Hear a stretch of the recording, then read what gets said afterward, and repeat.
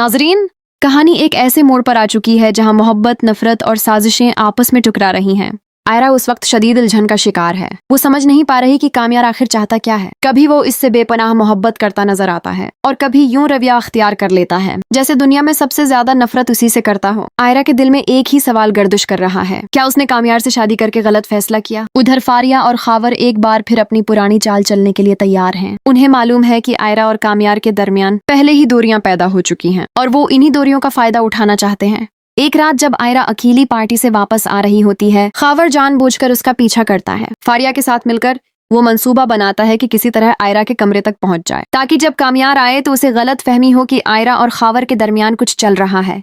आयरा पहले ही परेशान होती है। जैसे ही वो अपने कमरे में दाखिल होती है, खावर को वहां देखकर चौंक जाती है। तुम मेरे कमरे में क्या कर रहे हो? खावर नरम लहजे में कहता है, मुझे तुम्हारी फिक्र थी, मैं सिर्फ तुम्हारी खैरियत मालूम करने आया हूँ। कामयार तुम्हारे लायक नहीं।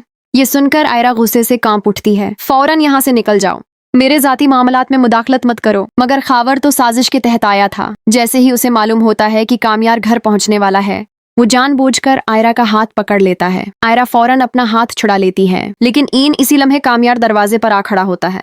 मंजर देखकर उसके कदमों तले जमीन निकल जाती है, लेकिन कामयार समझ जाता है कि ये सब खावर की चाल है। गुस्से में आकर वो खावर को बुरी तरह मारकर घर से निकाल देता है। खावर जाते जाते झूठ बोलता है कि आयरा ने ही उसे बुलाया था। ये सुनकर कामयार का गुस्सा और बढ़ जाता है। वो खावर को धमकी देता है कि अगर वो मुल्क न छोड़ा तो इस बार जान से मार देगा। खावर तो भाग जाता है, मगर आयरा के दिल में एक अजीब सा सुकून उतर आता है। उसे यकीन हो जाता है कि कामयार आज भी उससे मोहब्बत करता है। लेकिन कहानी यहाँ खत्म नहीं होती। रात को आयरा कामयार को मनाने की कोशिश करती है। वो इसके पास लेटकर उसे अपनी मोहब्बत का यकीन दिलाना चाहती है, मगर कामयार सर्द लहजे में कह देता है, ये सब बेकार है, मैं बदलने वाला नहीं हूँ। अगर तुम जाना चाहती हो तो जा सकती हो, लेकिन मुझे बदलने की कोशिश मत करो। ये अल्फाज आयरा के दिल पर तीर की तरह लगते हैं। वो टूट जाती है। ये वही कामयार है जो कभी उसके लिए जान देने को तैयार था और आज उसकी बात सुनने को भी तैयार नहीं। इधर फारिया अपनी नई चाल चलती है, नशे में धत्त।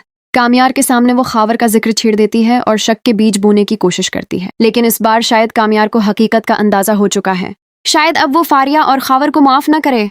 तो क्या आयरा और कामयार के दरमियान गलत फहमियां खत्म होंगी, या फारिया और खावर की साजिशें उनकी मोहब्बत को हमेशा के लिए खत्म कर देंगी? आने वाली किस्त में सच और फरेब का फैसला होकर रहेगा।